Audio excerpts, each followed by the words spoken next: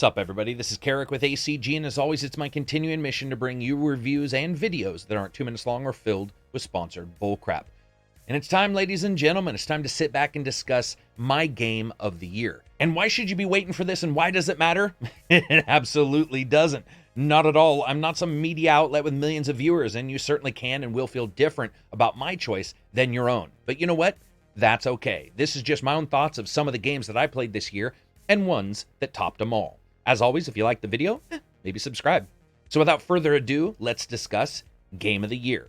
Now, greatness is defined as the property possessed by something or someone of outstanding importance or eminence. This has been a year of greats, and while I could easily extol the virtues of maybe 24 games, let's get right to it with a couple. One of the things I wanted to do prior to giving the award for Game of the Year was to go back and look and play a bit of each of the games to remove any bias brought on by recency and to identify with the same feelings I had when I originally played the titles. It's been a fascinating time. Once again, the King's Bird's magical feeling of momentum-based puzzling absolutely got me. And Spider-Man's enjoyable story and nailing of the swinging was a pleasure, and I still find it to maybe be the pinnacle of superhero titles. And then, of course, I got to jump back into God of War as I boyed around with the youngins, smashing bad guys and one-wording my way through every encounter. The combat continued to be slick, the world was incredibly deep, and the characters rich, as you can tell because I gave the vocal award to Christopher Judge. I spent a good deal of time with all of them, but I still have to say, when I look at them, where God of War is indeed a true game, a title that's enjoyable from start to finish,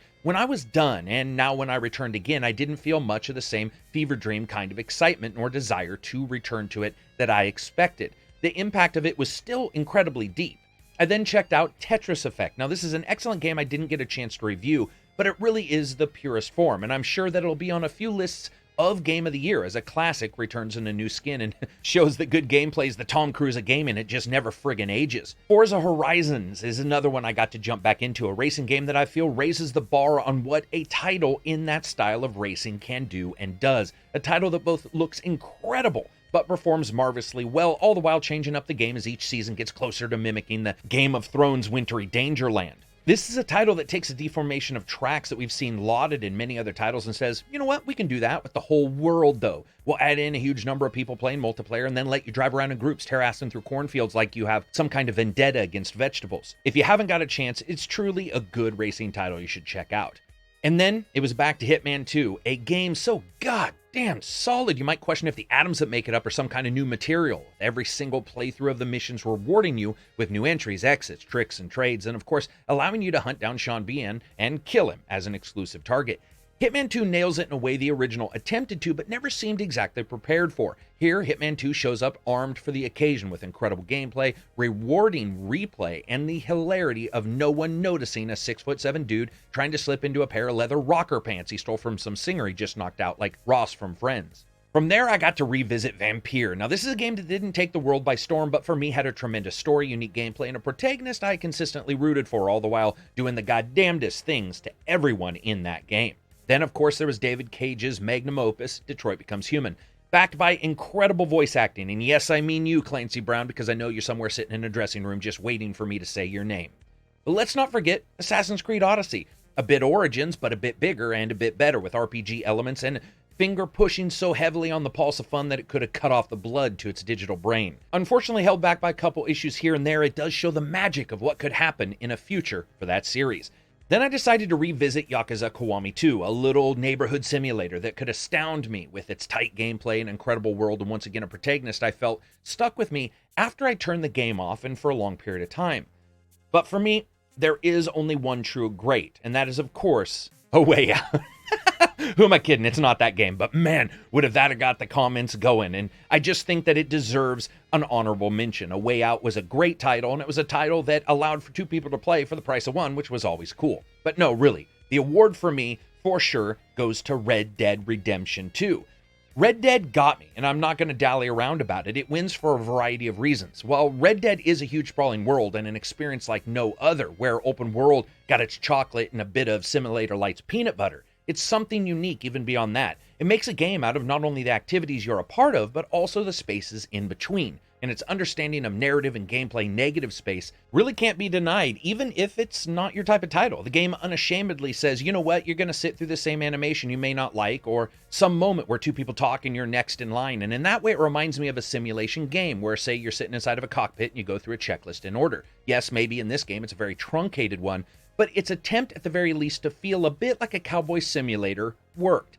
It's an open world game like others, but the difference is in the more sedate tone and relaxed underpinnings that was a bit less Michael Bay and a bit more Quentin Tarantino, with moments of almost tepid interactions interspersed with absolute goddamned anarchy as gunfights broke out, random events happened, and all the while the title tried to make you feel like you were one part of a larger world and not a large part of a smaller one. It was an amazing story with Arthur trudging through a Back to the Future-like tale where you knew what would happen, but you didn't exactly know how or when or what the ramifications would be in the game. It's a game that, despite its issues, and trust me, every single title on this list has issues, it's a game that I wanted to return to again and again.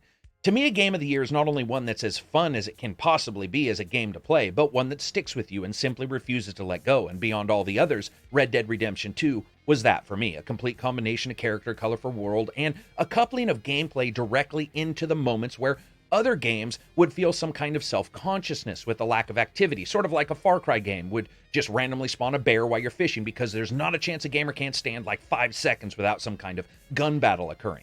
The tempo within Red Dead Redemption 2 is almost perfect. Now, there are few games where the weaknesses that they have are so vastly overpowered by their strengths, including a thick narrative of betrayal, love, and sacrifice, all the while obfuscating an ending we should have known that was in gunsmoke and dynamite blasts. At times, its control was off, but just as I felt like it was going to be some kind of ordeal, I moved on to some other activity and forgot the issues I had as I sat down to play poker, sang trail songs, or solved some kind of almost supernatural murder. The form is the function in Red Dead, and that form is of a dirty, bearded Arthur trudging through the mud as Dutch yells at him, "Have faith." To me, the faith in Red Dead Redemption 2 was actually rewarded. And that's it for me, but who really gives a shit? Because in the end, none of this is really going to matter. So I want to know what you think. What did you like? What did you dislike? What was your favorite game of the year and why? Do you identify with these reasons for a game being the game of the year? And if you don't, I'd like to know what you think your reasons are for a game of the year. This is all an excellent time to be sitting down and talking about titles. And now that we're in 2019, we can look forward to another full year of, well, failures and, let's hope, a couple successes. Anyway, that's it for me. I hope you liked the video. If you did, please follow me on Twitter or Twitch, where I'm now doing live reviews as well as gameplay from new games and old games alike. You can also become a patron on the Patreon website, which continues to allow me to give you guys reviews that aren't 2 minutes long or filled with sponsored bullcrap, and of course to just pretty much do everything without sponsored bullcrap. As always, peace out and enjoy the rest of your week.